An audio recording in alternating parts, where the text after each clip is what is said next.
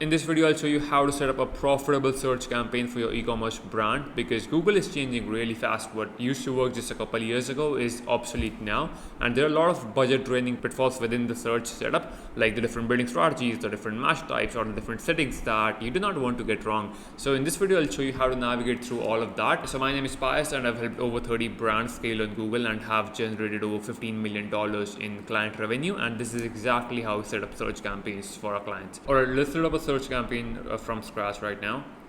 So for objectives, you can either choose sales or you can create a campaign without guidance. It doesn't really matter. It will not impact your performance by any means. This just gives you different options, different settings while setting up the campaign. So I'll go ahead with sales, but it doesn't really matter.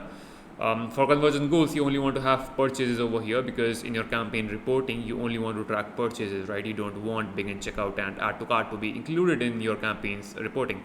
Now also, if you have multiple different purchase conversion actions set up in your account, make sure only one of them is set to primary, because whichever ones are set up as primary will be tracked in the account.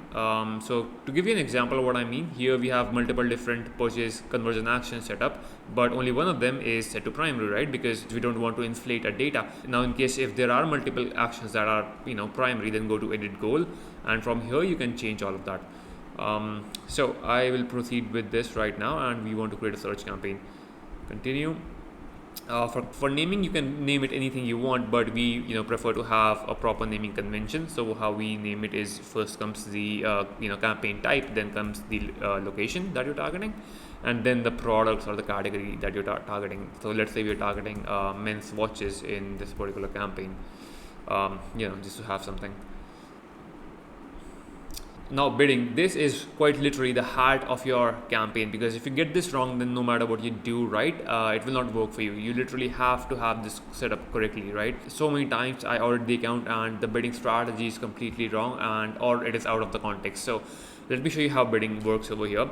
It will basically depend on the stage of your account, and what I mean by that is, if you have a new account, you don't have any conversion data in the account, then what you need to do is you need to use manual bidding strategies, because to utilize smart bidding, you need conversion data, which you don't have right now.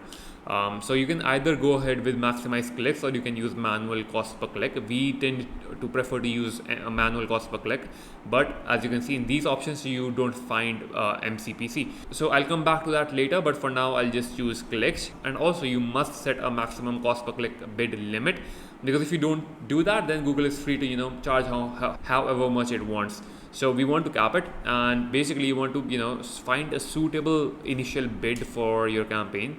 It will, by the way, be applicable to both bidding strategies, maximize clicks and manual CPC, whichever one you're using. So I'll go to keyword planner, then I'll do some basic keyword research. So we're targeting men's watches, let's say. What you want to do is you want to find the main keyword that you're targeting and look in this column right here. So we are expected to pay, on the low end, we are expected to pay $0.38, and on the high range we might be paying 2.4. So as a rule of thumb, what we do here is we add up both of these numbers, which comes out to be 2.80 in this case, and then divide it by 2.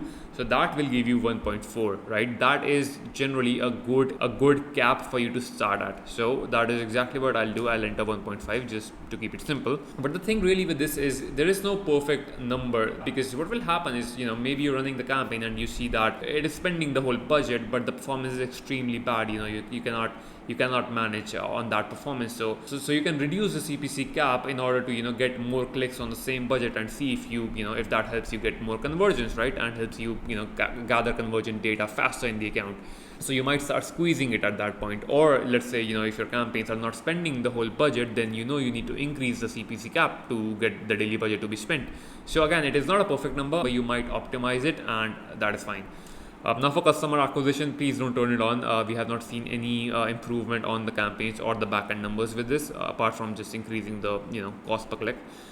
So yeah, ignore the setting. Now on this page, there are a few settings that you want to change. You don't want to follow Google because you'll waste money if you do that. So for networks, turn off both of these, because they generally produce worse quality of traffic. So at least initially you don't need them. For locations, obviously target the country you're targeting, but then also click on this option right here, location options, and make sure that you select the second one, presence, because if you, by default it will be selected as presence or interest, and if you continue with that, what that means is you are basically allowing Google to target anyone who has interest in USA, even if they're living outside of USA, right? And you might not be shipping your products over there, so that is why it can waste your budget. For language, it is self-explanatory. Then audience segments. This is not like a crucial part right now, but you can leverage this in the future. And what I mean by that is, what you should do while setting up a new campaign: go to browse and find different audiences that might be relevant to your products or your niche, and select all of them. You can, I think, select 20 or 25 of them at once, and then make sure that they are set to observation. Okay, don't target them, just set them to observation. So how you would utilize them later is, let's say you're launching a new PMAX campaign, right? So while launching that, you can come to this campaign, you can go to the audience segments, and you can see which audiences were actually performing the best, and you can take those same best performing audiences and utilize them in your PMAX campaign or your YouTube campaign.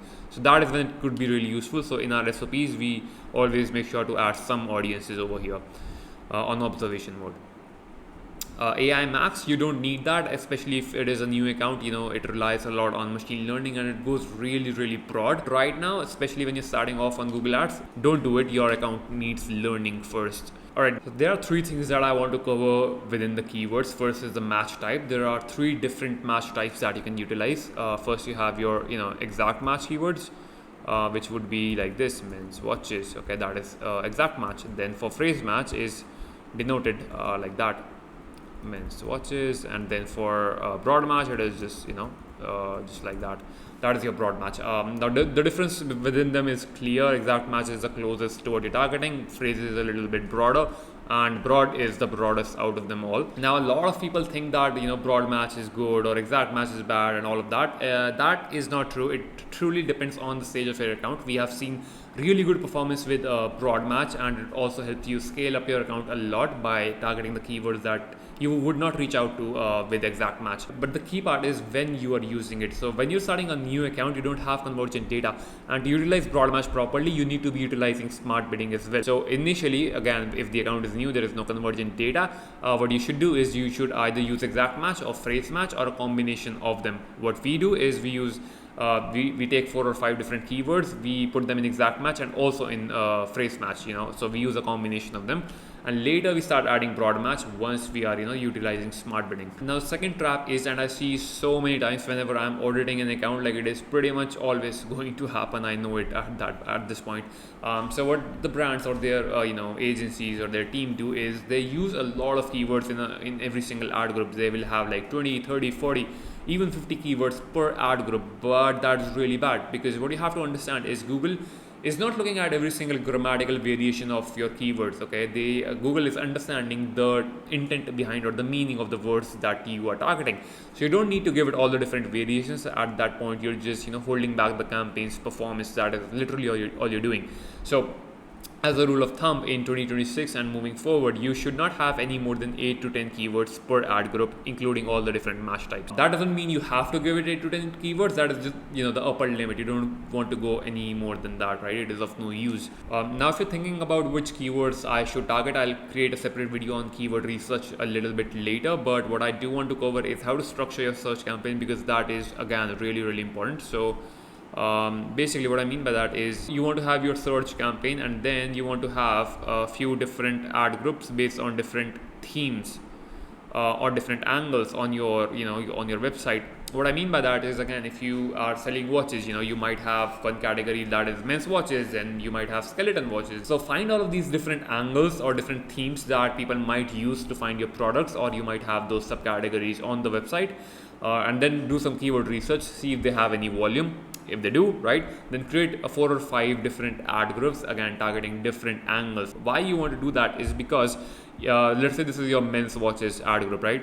Then you would have keywords that are only relevant to men's watches, right? And then also your ad copy will also speak to those keywords to make it 100% relevant, and then your URL will also be to the most relevant one that you have on your website.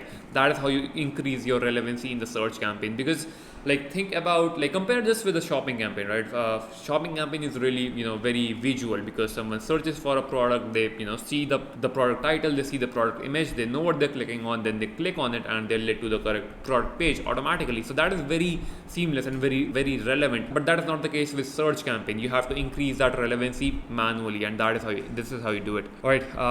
So then is the ad copy, and again with the ad copy, we don't like to go with Google's recommendation, because what Google wants you to do is they want you to have as many, all the headlines filled up right here, and they don't want you to pin any headlines. But the problem with that is it creates far too many permutations and combinations of the different possible headlines. That takes very long for Google to figure out the good ones.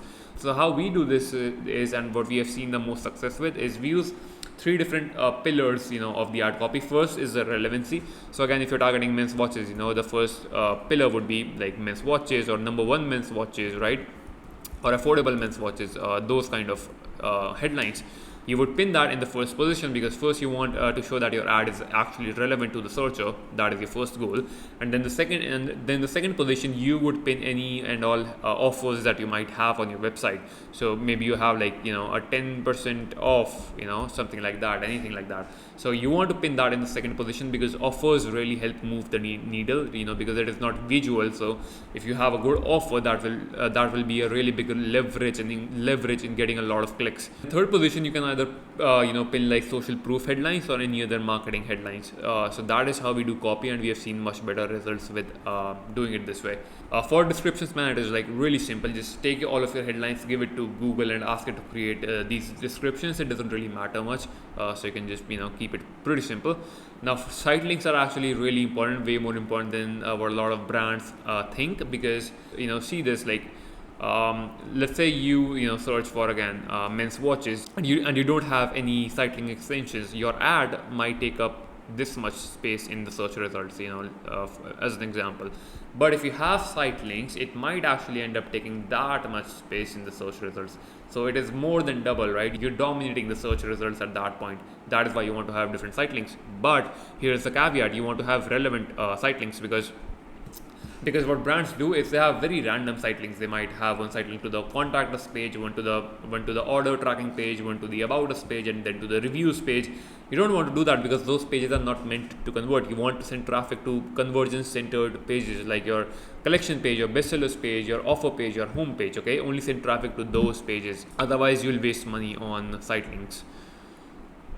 Alright, so that is how you set up a campaign for budget. Again, it depends on how much you want to spend, but we suggest to have at least $50 to $100 per day for the search campaign to spend.